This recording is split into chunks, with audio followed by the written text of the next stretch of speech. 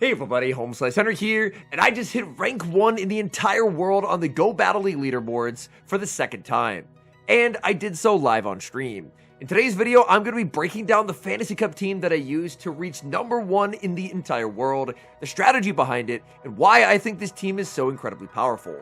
The team I used is an ABA Steel team that was actually created by Shadowlord. Shadowlord used the team to hit rank 1 in the world himself, so that means this team has now taken 2 trainers to rank 1 on the Go Battle League leaderboards. So without further ado, let's hop into the matches, and in game number 1, we pick up a pretty negative lead, Galarian Stunfisk into Azumarill. Now Azumarill is a bit of a core breaker to this team, as it has very good matchups into the Stunfisk, the Alolan Sandslash, and my own Azumarill since I'm not running Play Rough. I stay in the matchup, farm up a ton of energy, connect with an Earthquake. I was going to go for 1 and a catch, but my opponent shows amazing patience, holding on to their energy, waiting the turn, and then firing off the Hydro Pump. I do want to try and invest in the health of Galarian Stunfisk. Galarian Stunfisk, in my eyes, is one of the most neutral Pokemon in this meta, just because its coverage of ground and rock is basically unwallable. I'm able to land both Earthquakes, so I fire off the Rock Slide, take the knockout, and win switch advantage. My opponent now sends in Giratina Origin, and with their Azumarill out of the way, I feel very safe in hard pivoting Sandslash. Sandslash is very strong if it's not on an Azumarill or on a Turtonator, and it appears that my opponent, now that their Azu is gone, has neither. They reveal in the back they have their own Galarian Stunfisk, and this game is already over. My Alolan Sandslash and Azumarill are going to be an absolute nightmare for my opponent to deal with. They're going to be under-tapping the Earthquake instantly, looking to take the knockout, but all this is going to do is just set up monster farm for Azumarill. If there's one thing that Azumarill does better in this cup than basically any other Pokemon, it is playing when shields are down. When shields are down, the bulk of Azumarill means that it just tanks hit after hit, and it is just able to slowly wear opponents down. Ice Beam is going to be shielded up by the Giratina, but they have a big problem. Azumarill is just simply not in Shadow Ball range, and they know it, so they don't even bother to fire off the Shadow Ball. Ice Beam knocks out Giratina, back in comes the Stunfisk, opponent sees the writing on the wall, and concedes the match. Hopping into game number 2, leading Galarian Stunfisk into Shadow Steelix, this is an incredibly good lead. My opponent safe switches into Azumarill, and I don't have a clear answer to an Azumarill safe switch with this team. So my plan is pretty simple. I'm going to stay in with the Stunfisk and fire off Earthquake. My opponent does put up the shield, and now I go for the catch onto Azumarill. There, I didn't get the sneak because I actually ended up throwing the Mud Shot and then waiting a turn to try and make sure that I got the catch. Now, I don't have Play Rough in this mirror, so this mirror is really not great for me. Typically, I prefer Play Rough plus Hydro Pump on my Azumarill in this meta, but Shadowlord on his team ran Ice Beam plus Hydro Pump, and I think if you're running Galarian Stunfisk, having the Ice Beam coverage does make sense, because that way you're a little bit faster at hitting for super effective damage into a lot of the dragons. This Azumarill matchup without Play Rough is definitely a slow burner, but I'm actually more than willing to just save energy and then pivot into the Sandslash, because Sandslash, if they decide to send back in the Steelix, Sandslash is going to absolutely destroy the Steelix, so it's not like the Steelix can really generate any kind of meaningful advantage. Drill Run is going to land, I win charge attack priority over the Steelix, and I'm pretty confident Ice Punch will secure the knockout. My opponent thought so as well, Final Shield comes up, now I have a 2-0 shield advantage. I'm still not going to be shielding, they're going to go for a Psychic Fangs, Switch Clock will be up soon, I bank energy and send in the Stunfisk. Again, I'm still holding on to my final Protect Shields of the match. Psychic Fangs is going to debuff me, and back in comes Azumarill. Azumarill is not quite in a range where I could knock them out yet with an Earthquake, so I will look to farm up quite a bit before trying to take the knockout. I think there's even a chance they might still hang on here with a couple HP remaining, and they do. Azumarill is just so bulky, but Stunfisk is able to get the farm down. In the back, they have Wigglytuff, and they were ABA weak to Galarian Stunfisk. Stunfisk so strong against this team. Earthquake connects, there's the pivot, and Azumarill snipes down with the Ice Beam. Realistically, in the moment, I just forgot I had the Hydro Pump banked. Hydro Pump would have knocked out, but either way, we're in such a commanding position. We send in the Stunfisk, Stunfisk mud shots down the Steelix, opponent sees the writing on the wall, and concedes the match. Great lead in the next match, Galarian Stunfisk into Volt Switch Fortress. Now, Volt Switch Fortress has picked up a lot in usage because Rise had a massive run to Legend with it. And Galarian Stunfisk really likes this matchup. I'm able to land the Earthquake for big damage. My opponent does build up to an Earthquake. I do not want to get Earthquaked, so I shield just to end up shielding a Sand Tomb. Nice bluff by my opponent. They're able to grab a shield for me that I definitely should not have used. The good news for me, though, is that my opponent is still very far away from a move, so I can throw 5 mud shots, fire off the Rock Slide. Rock Slide is going to land and secure the knockout. In comes Guzzlord. I have 2 strong answers in the back, so now I pivot into Alolan Sandslash. And my opponent is not pivoting out of the Guzzlord, so that means they're probably very core broken by the Sandslash. They continue to stay in. I get to launch Ice Punches for free, and this is going great. Ice Punch lands. Unfortunately, the Powder Snow barely misses the knockout. They did get damage registration error there, but they would have survived the Powder Snow anyway. And in the back, what do you know? Another Wigglytuff. Trainers are finally starting to break out the Wigglytuffs in the cup just to learn that Wigglytuff, in my eyes, really does not do much in this meta. I farm up a ton of energy. Wigglytuffs love to double shield, so I go for Rock Slide bait. They end up calling it, but to be honest, this is still very valuable chip damage. Wigglytuff is going to connect with the Icy Wind. Icy Wind will put the Stunfisk quite low. I'm going to farm up and fire off another Rock Slide.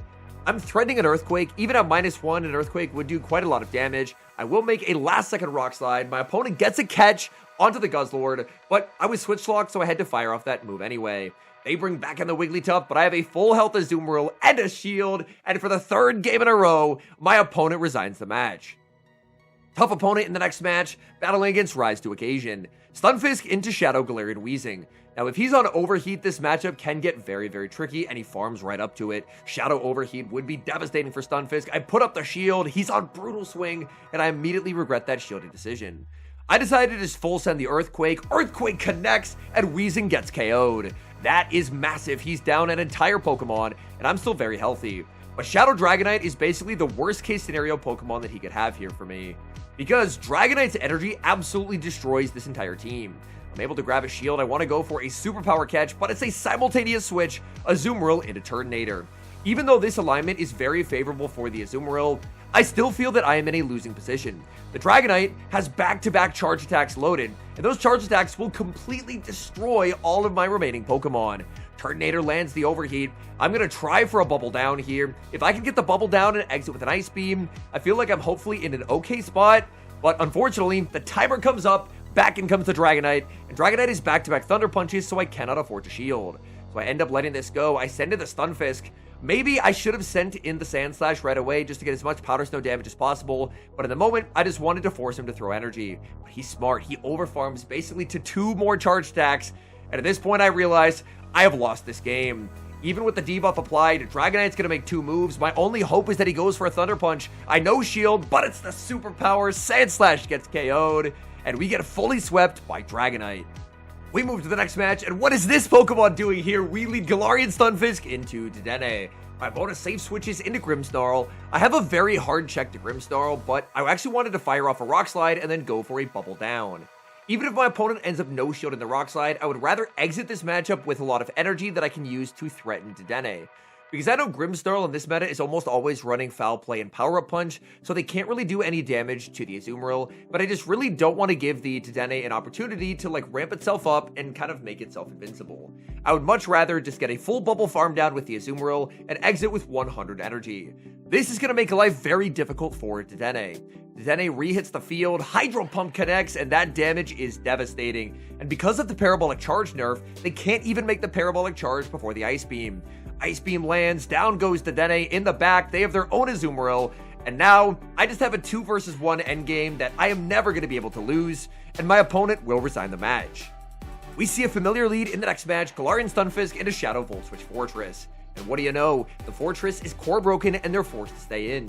This Fortress only builds up to 4. They are not bluffing an Earthquake, so I'm very happy just to let the first Sand Tomb go, and then just return fire with the Earthquake.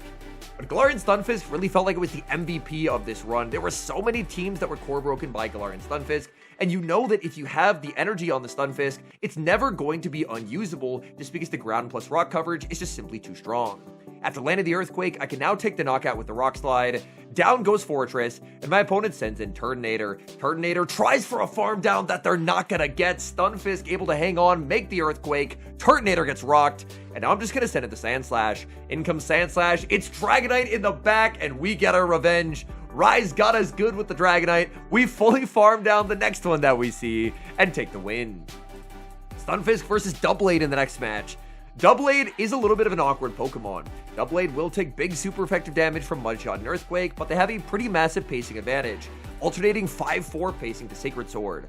While they can never really Shadow Claw me down after, this big pacing advantage means that if I want an advantage, I'm probably gonna have to go for some risky Rock Slide baits. So I'm able to get a bait on the first. Getting the shield from the opponent is quite nice because I'm gonna have to give that shield right back. Now I can look to overfarm slightly, fire off the Earthquake, and if my opponent wants to hold on to the Doublade, they're going to have to give me their final shield. They do just that. I'm going to farm up, switch into a Azumarill, and get hopefully what is going to be a Sacred Sword catch, and it is. That's very, very nice. My opponent now sends out Galarian Stunfisk, and if this is their best answer to an Azumarill, then they just simply do not have an answer to Azumarill.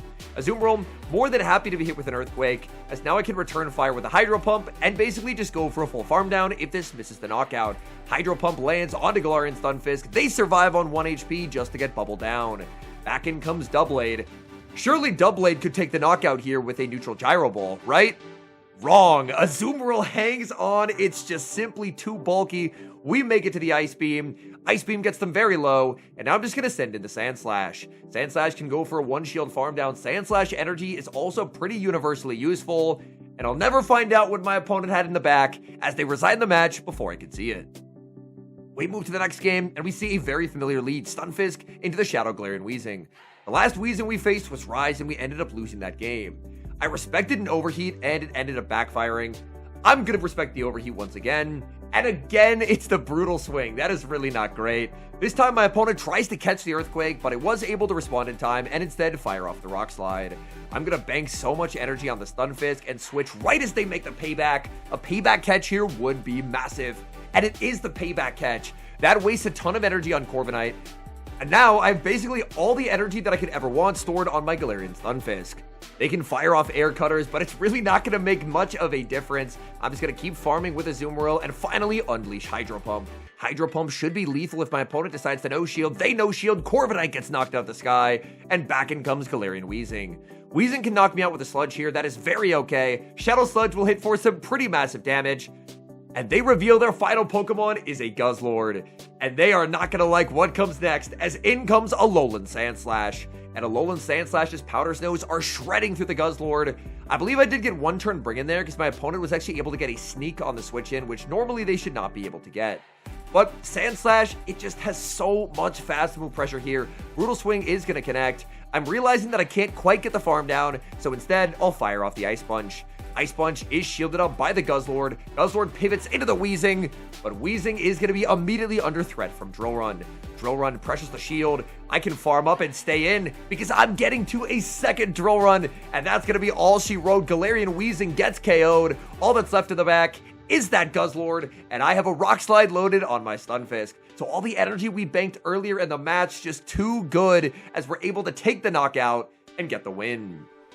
I've got 2 bonus matches to share, and the first of which is a pretty terrible lead, leading Stunfisk into Garchomp. I safe switch into the Sand Slash, answered with Melmetal, and we are off to a pretty spectacularly terrible start. I fire off the Drill Run, opponent calls the bait, and just like that, I may actually be able to flip switch advantage. Powder Snow does not do much here, but if I double shield, then I think that I can fully farm down, and winning switch advantage would be very nice, because Garchomp is not going to be able to do much into Azumarill. I end up shielding 2 double Iron Bash baits, but it does not matter as they're unable to make the superpower. In the back, they have a Shadow Magneton. I would have been completely hard countered if I didn't flip switch, but Sand Slash too strong, flip switch advantage, and now I can force both shields back from my opponent. Magneton will be able to take the knockout, but Magneton is going to get completely shut down by the Galarian Stunfisk. And the moment they send in the Garchomp, it's Azumarill time. In comes Stunfisk, there's the Garchomp, there's the Azumarill, and my opponent will resign the match. Hopping to the final match, we've got a pretty interesting lead matchup, Galarian Stunfisk into Shadow Giratina. This will depend a lot on what moveset Shadow Giratina is running. They should be on Shadow Sneak. In my eyes, Shadow Sneak is kind of a must for this meta. I know Ancient Power is slightly faster, but Shadow Sneak's ability to get you big damage into the Steel types is very underrated. Giratina fires off the Shadow Sneak, more than happy to take that damage, and then just immediately return fire with the Rock Slide. Rock Slide puts a lot of pressure onto the Giratina because they have a lot of energy, and if they don't want to lose it, they're going to have to give me a shield. I overfarm, going for the Rock Slide, but I will lose charge attack priority, and I decide that I will try and get their final shield down. Even if I lose switch, if I can get the final shield down, I'll be able to leave them very, very low, but my opponent's more than happy just to let it go. They send in Galarian Weezing. Can I make it to the Earthquake? I do make it to the Earthquake, but Weezing will win charge attack priority. Weezing should reveal their moveset here, and they're on Brutal Swing. This means they don't have Overheat. This is amazing. I can set it to Sand Slash, I build up to the Drill Run, and I'll bait with the Ice Punch. Drill Run is a very threatening attack, so it felt like a pretty safe bait to me, and now I'm very okay just tanking multiple Brutal Swings. Brutal Swing not going to do much here, but their Brutal Swing Overheat, they take the knockout, and in the back, their final Pokemon is revealed to be Clefable. So that's not the moveset I was expecting whatsoever. Now, I lost my entire Sand Slash. However, I'm still not in a bad spot, because since they're Brutal Swing and Overheat, what Pokemon can't they do any damage to? That's the Azumarill. Azumarill completely walls them. Clefable baits with a Meteor Mash. That is a little bit awkward, because now they're going to be able to connect with the harder hitting Moonblast. Moonblast lands, that's big damage onto Azumarill. Azumarill looking for a farm down that it's not going to get. Weezing is going to make a charge stack, but they have no coverage here. They're completely walled. They go for the Brutal Swing, and Azumarill just simply does not care. We get the Hydro Pump. Hydro Pump washes away the Weezing. All that's left is 1 HP on Clefable, and that is a good game. All in all, I'm left a little bit dumbfounded at the fact that I did it. I actually hit rank 1 in the world on the Go Battle League leaderboards. I did technically hit rank 1 in the world this past August, but that was during the season when we had GGS Chalkes cheating throughout the entire season and ended up placing like 500 elo above anyone else and then getting permabanned. So I was rank 1 amongst the legit players, but unfortunately there was still the cheater who was like 400 elo higher than everyone else. But this time, as I open up the leaderboards website and look at it, at least at the day that I'm recording this, which is April the 11th, I'm there at the top, rank 1, 3141 elo. What I think drives me to become a better player is, as I get better, I'm going to be better at teaching people the game and teaching people how to improve and reach career highs, reach elos that they've never hit before. And I think that is incredibly cool to watch happen. And also just to become a better caster. Casting this game for the Pokemon Go Championship Series is something that I am very proud of. And I think that as I get better and better as a player, that can hopefully help translate to becoming a better and better caster, being able to understand the player's thought processes in real time and to be able to convey it in an exciting and engaging manner. But man, rank 1 in the world. I don't like patting myself on the back much, but I'm very proud today. I'm very proud. Thank you so much for watching today's video. If you enjoyed watching it, please do help support the channel by leaving a like on the video and subscribe to the channel if you haven't. And an extra special thank you, as always, to our channel members here on YouTube. The support you guys provide to the channel is so appreciated, so thank you guys so very much. And until next time, I've been HomeSliceHenry.